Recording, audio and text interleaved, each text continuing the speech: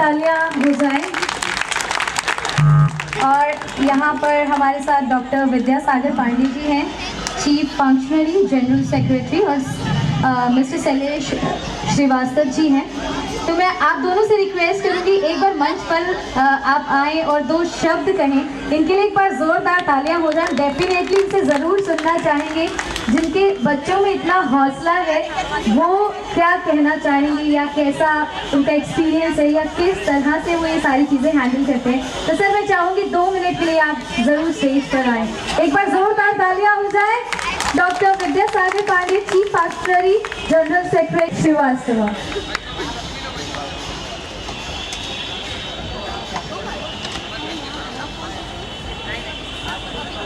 आप सभी लोगों का हृदय से आभार, और हमारे बच्चों को जो मौका दिया सामाजिक न्याय व अधिकारिता मंत्रालय के द्वारा इस विशेष अवसर पर, इससे ज़्यादा खुशी की बात हमारी ऑर्गेनाइजेशन के लिए, हमारे लिए कोई हो ही नहीं सकती कि जो हमारे बच्चे आए और उनके जीवन में ये परफॉर्मेंस जो उत्साह देता है, उनकी सोच को जो बदलता है, उनको जो खुशियाँ देता है, उसका एहसास आप सभी महसूस कर रहे होंगे। और इसलिए आज का दिन संजीवनी सोसाइटी के लिए बहुत ही विशेष दिन है, जो हमारे बच्चों को ये मौका मिला और उन्होंने जो हो सका, उनका परफॉर्मेंस बेहतरीन है, सबसे अच्छा है, क्योंकि वो ये करने के लिए यहाँ आए, उद्यत रहे, और हमारे कहने पर, आपके कहने पर वो आपको फेस किए, ये बहुत महत्वपूर्ण है। इसलिए हृदय से हम आभारी हैं कि जो आप सभी ने हमारी ये जो ऑर्गेनाइजेशन जो ऑर्गेनाइज की है, सोशल जस्टिस मिनिस्ट्री की, इसने मौका दिया है, इसके लिए हम तहे दिल से हृदय से आभार व्यक्त करते हैं। थोड़ा सा हम संजीवनी के बारे में बताना चाहेंगे। मैं पेशे से चिकित्सक हूँ, सर्जन हूँ, और दिव्यांगता से लेकर के या सामाजिक क्षेत्र में सेवा के कार्य से जब मैंने एजुकेशन लिया, मुझे नहीं पता था कि ये सौभाग्य मुझे मिलेगा। लेकिन एक दिव्यांग बच्चा मेरे पास आता है, उसको कुछ परेशानी थी, एक ऑर्गेनाइजेशन लेके आती है और हम उससे जुड़ जाते हैं, उनके वॉलंटियरली उनकी हम सेवा करने लगते हैं। और यही ईश्वर की प्रेरणा थी जो मुझे महसूस हुआ कि नहीं, जो हो सकता है हमें इनके लिए करना चाहिए। और 2000 में जब मैंने प्रैक्टिस स्टार्ट किया यहाँ पे, उसी समय साथ ही साथ संजीवनी की स्थापना किया, जो संजीवनी सेल्फलेसली पिछले 20-22 सालों से दिव्यांगता के क्षेत्र में लगातार बनारस और यहाँ के सराउंडिंग क्षेत्रों में जहाँ भी दिव्यांग है, जो इसका सेलेक्टेड सेक्टर है उसको करती है। 1000 से ज़्यादा बच्चों का ऑर्गेनाइजेशन निःशुल्क करेक्टिव सर्जरी कर चुकी है। और विशेष रूप से हम लोग क्लब फुट के बच्चे और जिनका घुटने पे चेहरा होता है या पैर जिसका चेहरा होता है, वो उन बच्चों का करेक्टिव सर्जरी हम लोग निःशुल्क पिछले लगभग 12-13 साल से करते आ रहे हैं। और साथ साथ ऐसे बच्चे जो जिनकी करेक्टिव सर्जरी नहीं हो सकती है, जो ऐसी चीज़ें हैं जिसमें उनको दूसरे तरीके से, जैसे थेरेपी दे करके, फिजियोथेरेपी है, योग थेरेपी है, म्यूजिक थेरेपी भी उसका एक पार्ट है। जो ऐसे बच्चे जो बहुत इरिटेबल होते हैं या जिनमें ये एहसास हो कि हम भी कुछ करें, उनमें खुशियाँ का संचार करने के लिए ऑर्गेनाइजेशन पिछले कई वर्षों से योग थेरेपी, म्यूजिक थेरेपी और फिजियोथेरेपी के द्वारा जो भी सेरेब्रल पल्सी के बच्चे हैं, जो हम कर सकते हैं उसको करने की कोशिश करते हैं, और समाज के सहयोग से ही करते हैं। कोई एक व्यक्ति, कोई भी व्यक्ति, जब पूरी सरकार नहीं कर पाती है सारी चीज़ों को, तो संजीवनी जो बन सकता है आप सभी के सहयोग से, आप लोगों के सहयोग से ये निरंतर कार्य चल रहा है।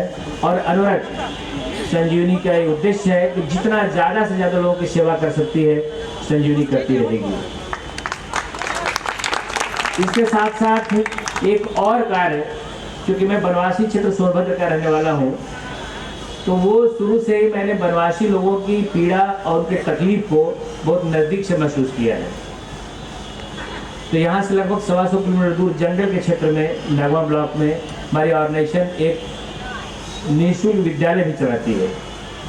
जिसमें कंप्यूटर एजुकेशन से लेकर के सारी शिक्षा, ऐसे बच्चे जो कंप्यूटर के बारे में सोच नहीं सकते थे, ऐसे बच्चे जो ये सोच नहीं सकते थे कि कंप्यूटर देखे भी, इतने गरीब परिवार के बच्चे जिसका एहसास जो गांव में बिल्कुल पिछड़े क्षेत्र में होगा वही किसी तरह से कर सकता है, क्योंकि वो एहसास जो हम लोग वहाँ गए उनके बीच में पिछले 22 साल से जो काम कर रहे हैं, जिनको हमको बच्चों को ब्रश करना, पानी पीना, नाड़ा बंद करना, सब चीज़ सिखाया। खाना खाना है तो हाथ धोना है, ये सिखाया। और आपको ताज्जुब होगा कि जिस जगह पे हमारी संजीवनी वहाँ पे एजुकेशन के 400 बच्चे निःशुल्क शिक्षा वहाँ पाते हैं, और हर तरह की जो बेस्ट हो सकता है वो हम लोग करते हैं समाज के सहयोग से। बनवासी क्षेत्र में जहाँ पे पहले हमारा free education centre open air में चलता था, पेड़ के नीचे चलता था, गांव वालों के घर में चलता था, आज एक बहुत ही सुंदर विद्यालय बना है जो हर तरह की इम्यूनिटी से सुसज्जित है। आप समझ सकते हैं कि गांव में 11 कंप्यूटर है, 5वीं क्लास के बाद सारे बच्चों को कंप्यूटर की शिक्षा दी जाती है, बनवासी बच्चों को।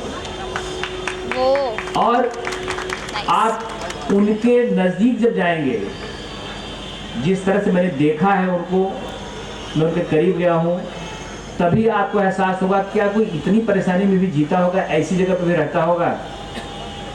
एक बार मैं गुजर रहा था, 3 बच्चे जो कंचे खेल रहे थे, एक घर से मैं गुजरा तो कंचे खेल रहे थे बच्चे, और उसकी माँ जो है सर पे लकड़ी रख करके गांव जंगल से आ रही थी। मैं अपने विद्यालय की तरफ जा रहा था, मैं वहीं रुक गया, वो लकड़ी रखती है, उसके बाद थोड़ी देर में रुका तो फिर खाना बनाने की प्रक्रिया में लगी, मैं अपने विद्यालय चला गया। और लड़के खेलते रहे कंचे घर के बाहर ही।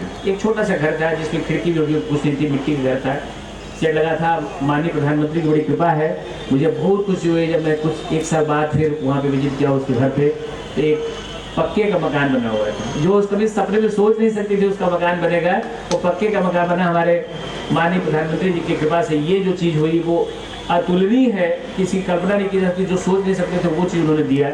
तो मैं उनके घर के 3 बच्चों को कितना मोबिलाइज करना पड़ा, मोटिवेट करना पड़ा, उनको कपड़े दिया, जूते दिया, किताब दिया, किसी तरह से वो इस चीज़ के लिए रेडी हुए कि पढ़े। और संजीवनी का जो इतना बड़ा अचीवमेंट वहाँ रहा कि जब हमने अभी पिछले सालों वहाँ के लोगों के साथ जब मीटिंग किया तो उन्होंने कहा कि आज के 20 साल पहले हाई स्कूल पास, 8 पास इस क्षेत्र में लड़के नहीं मिलते, और 50% हमारे जो क्लास में पढ़ती हैं लड़कियां पढ़ती हैं 8 किलोमीटर 10 किलोमीटर से पैदल आती हैं, साइकिल से आती हैं, और वहाँ पे पढ़ती। इतनी कठिन स्थिति में भी लड़कियां एजुकेट हो रही हैं। तो ये हमारे लिए बड़ी खुशी की बात हुई जब किसी एक पढ़े हुए लड़के ने जो बाद में वहाँ ग्राम प्रधान हो गया तो उसने कहा कि सर संजीवनी जब तक यहाँ नहीं थी तब तो हाई स्कूल पास लड़के नहीं मिलते। और आपको ताज्जुब हुआ कि मैं यहाँ प्रैक्टिस करता हूँ और कई लड़के उस गांव के जो सीआरपीएफ में सेलेक्ट हो गए, बहुत ही इंटीरियर गांव का, शायद आप अकेले जाने में वहाँ डरेंगे, नगवा हमला के इतना पिछड़ा क्षेत्र, मुझे भी जाने में बहुत 1-2 बार में क्या बहुत कठिनाई होती है। और मेरे पास सिर्फ ये कहने आया कि सर मैं आपके यहाँ से पढ़ करके सीआरपीएफ में सिपाही हो गया और मेरा पूरा गाँव इससे बहुत खुश है। तो संजीवनी 2 सेक्टर में, वनवासियों के लिए, आदिवासियों के लिए, education, livelihood, health, regular camp हम लोग वहाँ करते हैं यहाँ के लोगों के सहयोग से। ये रेगुलर काम चलता है वहाँ पे। खास करके हमारा टारगेट एरिया सोनभद्र है जहाँ 4 लाख से ज़्यादा आदिवासी लोग रहते हैं। लाइवलीहुड के लिए वहाँ भी हम लोग कई काम कर रहे हैं।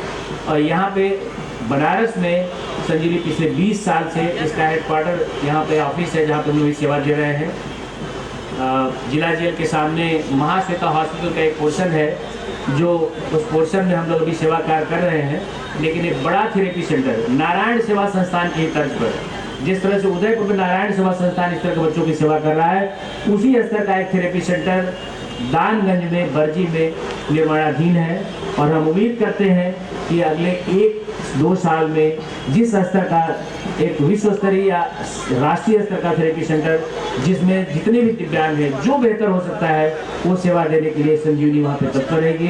और जो भी हमारे यहाँ ही नहीं, बिहार, झारखंड, उत्तराखंड, ये आपके इधर आप छत्तीसगढ़, वहाँ से भी बच्चे आते हैं हमारे पास, उनके लिए रेजिडेंशियल कम डे केयर सेंटर वहाँ हम लोग बनवा रहे हैं, जो बेहतर से बेहतर इन बच्चों के लिए हम लोग कर पाएंगे वो करने की कोशिश कर रहे हैं। हमारी बस काम तो बहुत है, 20 साल की हमारी यात्रा है, करने के लिए बहुत से कुछ चीज़ें हैं, लेकिन समय का बहुत कमी है। आयोजकों को लगेगा कि हमने बहुत ज़्यादा समय लिया, तो हम आग्रह करेंगे कि बनारस के जितने भी लोग हैं वो हमसे जुड़े अगर वो कुछ नहीं कर सकते तो इतना करें कि जो दिव्यांग बच्चा उनके अगल बगल दिखता है उस संजीवनी को ला करके दें। वो सेवा का कार्य उनका ये भी कंट्रीब्यूशन, बहुत बड़ा कंट्रीब्यूशन होगा। लोग मोटिवेट नहीं होते हैं उस दिव्यांगता के साथ जीने लगते हैं और उनको लगता है यही इजी गोइंग है, इसलिए आप मोटिवेट करें। जो उनका जीवन को बदलने में आपका यही योगदान बहुत बड़ा सहायक होगा। या जिस भी तरह से आप जुड़ना चाहें, संजीवनी आप सभी लोगों को ये आग्रह करती है कि आप आएँ, हमको विजिट करें, देखें और इन बच्चों के लिए जो बन सकता है उसको करने की कोशिश करें। बहुत बहुत धन्यवाद, बहुत बहुत धन्यवाद।